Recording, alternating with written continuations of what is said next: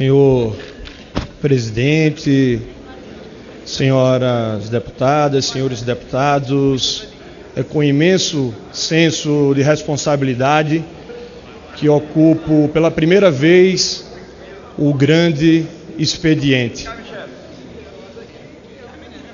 Nesta manifestação inaugural, gostaria de me dirigir especialmente à população alagoana, que me concedeu a honra e o privilégio de estar aqui nesta Casa de Leis, pois foi a vontade soberana das urnas que me proporcionou, nas últimas eleições, sagrar-me o deputado mais votado de Alagoas, vindo a ser também o mais jovem.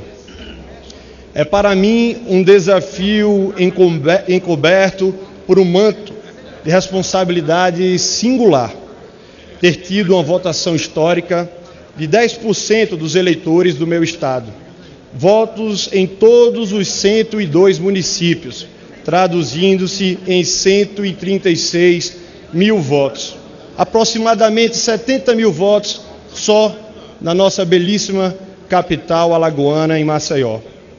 Minha carreira política começou aos 22 anos, quando decidi seguir a carreira e o caminho político.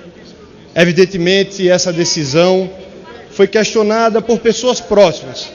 Perguntavam-me como ainda naquela idade poderia me engajar em uma atividade que, especialmente em Alagoas, é uma atividade de risco ainda hoje. E tem uma vista com aversão por parcela significativa da população brasileira e especialmente do meu estado. Era necessário, porém, romper alguns conceitos viciados, trazer a geração Y para o debate, violar os grilhões que já há algum tempo aprisionavam o exercício da política em Alagoas. Decidi, portanto, seguir exemplos de outros alagoanos, como Graciliano Ramos, Zumbi dos Palmares, Aurélio Buarque, Pontes de Miranda, o Menestrel das Alagoas e tantos outros, sem a pretensão de querer me igualar a essas e outras tantas figuras ímpares do meu honroso estado. Imaginava que poderia dar a minha parcela de contribuição à história alagoana, tendo sempre esses nomes como fonte de inspiração. A vontade de exercer a política foi-me concedido pela população do meu estado, a honra de exercer por 4 anos o mandato de deputado estadual. Aquele desafio, no entanto, mostrou-me ainda o se fazer necessário assumir um mandato diante de um parlamento anacrônico em sua estrutura e forma de atuar, desde o uso de máquinas de datilografar até a ausência de material de escritório. Foi-me imperioso reagir a essa cultura da informalidade que parava sobre aquela instituição. Desde o primeiro momento, na Assembleia Legislativa, instituição tão importante para aquele estado, representante do povo alagoano, tentaram me envolver em um esquema engendrado pelos parlamentares que compunham a mesa diretora daquela casa. Os servidores lotados em meu gabinete recebiam seus vencimentos em dobro, sem que tivesse havido qualquer solicitação ou orientação da minha parte. Após a devolução dos valores ilegalmente repassados, os quais, em uma projeção, remontam a 3 milhões e 500 mil reais. Descobri que o pagamento em dobro dos vencimentos decorria de uma gratificação imoral e ilegal, concedida ao talante da mesa diretora, para quem bem entendesse. Diante deste cenário, manejei uma ação judicial para ter acesso à movimentação financeira da Assembleia Legislativa de Alagoas. Daquele processo, extraio frase significativa, encravada a sentença que a mim foi favorável, lavrada pelo eminente juiz federal, Dr. Marcelo Barbi. A causa republicana interessa que todos venham ao seu socorro. Com informações colhidas naquele processo, dirigi-me a rigorosamente todos os órgãos que poderiam me auxiliar, inclusive a Procuradoria-Geral da República. Haja vista que os documentos noticiavam que servidores lotados em cargos de serviços gerais recebiam salários bilionários, diversos depósitos ao mesmo servidor em um único mês. valores bilionários disponibilizados a esmo, sempre tendo como favorecidos os servidores lotados, principalmente dos deputados que compunham a mesa diretora. Enquanto isso, a Casa Legislativa padecia de uma ausência total de estrutura. A biblioteca e a escola legislativa, setores para os quais se destinavam milhares de reais, estavam completamente sucateados, sem um livro sequer. Representei os órgãos de controle e foi possível estancar essa sangria de dinheiro público, inclusive com o afastamento da mesa diretora repercutida em toda a mídia nacional. Representei os órgãos de controle e foi possível também, ainda no Parlamento alagoano, além de se fazer um trabalho de fiscalização rigoroso, cumprindo assim com o meu mistério, com o meu papel, com o papel principal de cada parlamentar, que é de fiscalizar, o papel legiferante também de propor leis. Foi assim que apresentei um requerimento para tratar da tragédia que houve ainda em 2010, que milhares de pessoas ficaram desnorteadas, com olhares perdidos, sem ter para onde ir, com aquela grande tragédia, a enchente de 2010. De 19 municípios afetados, e depois veio o programa da reconstrução, que se encontrava parado. E naquele momento chamei a atenção do governo do Estado. Mais de R$1 bilhão estavam disponíveis para que o governo do Estado materializasse aquelas obras tão importantes, senhor presidente Gilberto Nascimento. E com isso foi necessário que nós chamássemos a atenção, fizéssemos uma mobilização, e naqueles verdadeiros campos de concentração, nós reunimos todas as informações para mostrar à imprensa e à mídia nacional as condições miseráveis com que aquelas pessoas estavam vivendo dentro de barracas. E foi através daí, sob a minha presidência nessa comissão, que nós conseguimos já dar os primeiros passos na comissão das enchentes, que compunham também as regiões do Vale do Paraíba, do Vale do Mundaú, do meu estado, e aqui especialmente, quando eu falo do Vale do Mundaú, mandar um abraço especial à minha querida cidade de União dos Palmares, que estão todos nos assistindo, à minha cidade de Bateguara, à minha querida Canastra, a todos que nos assistem também em Alagoas, especialmente nas cidades da Zona da Mata, como Colônia Leopoldina, São José da Laje, Murici, Branquinha, Santana do Mundaú, meu muito obrigado. Se hoje estou aqui foi porque vocês me concederam essa oportunidade. Se elevei o tom das críticas no exercício do mandato de parlamentar estadual, é porque, como meu conterrâneo Graciliano Ramos, em Memórias do Cárcere, disse: comovo-me em excesso, por natureza e por ofício. Acho medonho alguém viver sem paixões. Minha atuação na Assembleia Alagoana, obviamente, não iria passar despercebida pela cultura do coronelismo, que infelizmente está arraigada nas entranhas do legislativo local, dando a falsa impressão de que lá está para ficar. Os maus políticos têm o costume de se imaginar intocáveis, acima da lei, porém isso se mostrou uma falácia e paradigmas locais foram quebrados. Concluí ali que algumas instituições alagoanas se encontram corroídas pela cultura da manutenção do poder pelo poder, e vi ali que a mudança deveria ser provocada por fatores externos. Desde o início deste mandato, me alinhando com o que acredito, possuo absoluta aversão ao fisiologismo ou à troca de consciência política por favores e cargos. Buscarei até o limite e além exercer a política com altivez, calcando minha atuação naquilo em que acredito ser o melhor para o Brasil e o melhor para a minha Alagoas. Gosto de pensar que a minha predileção pelos valores republicanos e democráticos decorre do meu nascimento, ocorrido quando se discutia a nossa Carta Magna, por meio da Constituinte inaugurada em 1987. Nossa Constituição Cidadã, como batizada pelo imortal Ulisses Guimarães, a quem rendo e presto as minhas homenagens, é sinônimo do que há de mais moderno e humano no direito. E constituintes foram especialmente felizes em alimentar o caráter pluralista do nosso povo. Somos uma população heterogênea, constituída de brancos, índios, negros e pardos. porém, sob o manto da nossa Constituição, é que reforçamos nossa unidade enquanto nossa federação. Como Hannah Arendt ensinou, a pluralidade é a condição da ação humana pelo fato de sermos todos os mesmos, isto é, humanos, sem que ninguém seja exatamente igual a qualquer pessoa que tenha existido, exista ou venha existir. Me preocupo também, lá no meu estado, já com alguns temas que estão sendo discutidos e alguns outros aprovados por essa casa, como, por exemplo, a PEC da Bengala. Esta última que citei já vem sendo utilizada nos estados para evitar a oxigenação de órgãos colegiados. Em Alagoas, por exemplo, onde o cargo de conselheiro do Tribunal de Contas tem sido utilizado como prêmio a notórios corruptos ligados à Assembleia Legislativa, e muitos desses conselheiros se utilizam deste cargo para achacar prefeitos e vereadores em período eleitoral para elegerem seus apadrinhados políticos e também seus familiares, hoje já ingressam na justiça, querendo o direito de ali ficar mais tempo, e isso aí impede, né, a oxigenação e que a nova geração também chegue, né, ao poder colegiado, como Tribunal de Contas, entre outros. E de outro lado, venho destacar a redução da maioridade penal.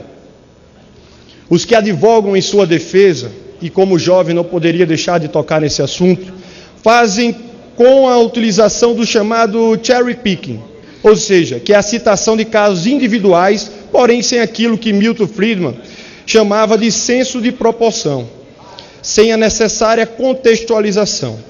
Novamente, remetendo à triste realidade da minha querida Alagoas, o PNAD do IBGE demonstra que o Estado possui o maior índice de analfabetismo no país, e eu gostaria de conceder uma parte à jovem e brilhante deputada Mariana Carvalho.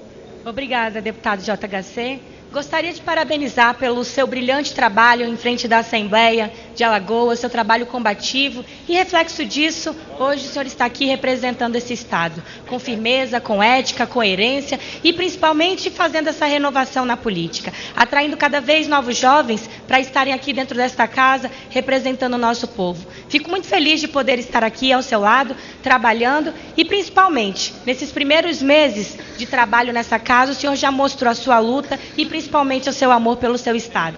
Desejo todo sucesso e tenho certeza que dará muito orgulho cada vez mais a seu Estado e às pessoas que acreditam em você e principalmente aos jovens do nosso país. Parabéns. Eu que agradeço, deputada Mariana, pelas palavras, e fico feliz de encontrar aqui deputados que falem a mesma língua da juventude, que tenham um alinhamento ideológico similar. Creio eu que o Brasil como um todo, ele passa por um momento de transformações, e essa transformação necessariamente passa pela juventude. E essa é a minha preocupação, e por isso o motivo de ficar feliz quando encontro aqui deputados que possam compartilhar das mesmas ideias que eu. Que Deus te abençoe também nesse mandato, e muito obrigado, né, pelas palavras singelas, né, verdadeiras, né, que faz com que nós continuemos nessa batalha. Mas eu concedo uma parte também ao nobre deputado Udorico, falando de juventude. O Udorico, que é o deputado mais jovem aqui do nosso parlamento, né, vai nos dar essa honra, e escuto com muita atenção a parte de Vossa Excelência, e logo em seguida também concedo uma parte ao nobre deputado nordestino, pernambucano, do meu partido, Augusto Coutinho. Por favor, deputado Udorico. Meu nobre deputado JHC, eu não poderia deixar de vir aqui fazer essa parte. A Vossa Excelência, que é um espelho para todos nós, deputados jovens dessa casa, um deputado combativo, que vem mostrando em tão pouco tempo aqui nessa casa muito trabalho em defesa do povo de Alagoas, em defesa do povo brasileiro. Eu muito me orgulho de ser seu amigo pessoal, porque sei do seu compromisso com o seu Estado, sei do seu compromisso com as pessoas que mais precisam nesse país. Parabéns pelo seu trabalho, que Deus continue te abençoando e que você tenha, durante o seu mandato, a oportunidade de fazer cada vez mais pelo povo de Alagoas e pelo povo brasileiro. Parabéns. Muito obrigado, deputado Udorico. Com certeza, a Bahia se orgulha muito, né, de ter Vossa Excelência como parlamentar mais jovem, e está fazendo jus a isso, de uma atuação profícua também na comissão especial que debate a reforma política, e todo mundo já vê o seu trabalho, já chama atenção todo o seu trabalho, né, se debruçar por essas matérias tão importantes que se dizem respeito, né, a todo o sistema eleitoral e político brasileiro. Mas eu concedo uma parte agora ao deputado Augusto Coutinho e logo em seguida uma parte também ao deputado Luiz Tibé e meu amigo também lá de Rondônia, o deputado Expedito Neto, que está aqui para nos apartear. Muito obrigado. Prezado deputado João Caldas Filho, é um prazer muito grande, eu quero parabenizar Vossa Excelência pelo pronunciamento e tê-lo aqui nessa casa como representante do nosso vizinho e querido estado de Alagoas. Vossa Excelência que, apesar de jovem, tem uma vida pública muito representativa, teve um reconhecimento muito grande no seu estado, pelo seu trabalho, pelo que Vossa Excelência construiu. E eu não tenho dúvida que Vossa Excelência aqui também vai ter uma carreira e um desempenho tão brilhante quanto teve na Assembleia Legislativa das Alagoas. Então eu quero dar a Vossa Excelência, parabenizar a Vossa Excelência, tanto pelo pronunciamento, como também pela representatividade que Vossa Excelência tem aqui, a sua combatividade, a sua juventude. Isso é muito importante, eu não tenho dúvida, para o Brasil, para Alagoas e também para o nosso partido Solidariedade. Parabéns, deputado. Quero agradecer as palavras do atuante deputado Augusto Coutinho e ouço com muita atenção o deputado Luiz Tibé. Meu nobre colega, deputado JHC, queria saudá-lo por essas belas palavras e cumprimentá-lo também por esse mandato que com certeza vai orgulhar muito o seu estado, dignificá-lo e cumprimentar também pelo belo trabalho que você fez na Assembleia Legislativa, e é uma alegria muito grande estar aqui junto com você nesse mandato, amigo de longa data de seu pai, tendo essa grata oportunidade de ter esse convívio muito prazeroso. Belas palavras e com certeza um mandato de muito sucesso. Parabéns. Muito obrigado. Concedo a palavra agora este jovem e corajoso e bravo deputado Expedito Neto, que fará uso da palavra. Eu ouço com muita honra e com muita atenção Vossa Excelência. Eu gostaria de cumprimentá-lo, deputado, amigo, companheiro, JHC. Eu gostaria de lhe dar os parabéns. A nossa casa, hoje, o nosso país passa por um momento de guerra. Um momento de guerra que nós temos vários lados, temos vários partidos defendendo seus interesses, defendendo o povo brasileiro. Mas eu tenho certeza que assim como Vossa Excelência fez em Alagoas, assim como o povo alagoano pôde contar com você, eu tenho certeza que essa Casa de Leis pode contar com Vossa Excelência. Não só como um deputado, não só como um jovem, não só como alguém predestinado a alterar o futuro do nosso país, mas como um guerreiro que Vossa Excelência é. E eu tenho certeza que esses lados que nós temos nessa casa, o lado que conta com Vossa Excelência, o lado que em Vossa Excelência está, eu tenho certeza que esse lado será o lado vitorioso, porque é o lado dos justos, o lado dos guerreiros que brigam por um futuro melhor para o nosso país. Esse é o seu sonho, essa é a sua luta. Eu conto com você e conte com esse seu amigo. Muito obrigado por fazer parte dessa casa e por ser meu companheiro. Agradeço ao deputado Expedito, as emocionantes e firmes palavras, e concedo também uma parte ao experiente deputado Moroni Torgan, lá do nosso querido Nordeste, também do Ceará.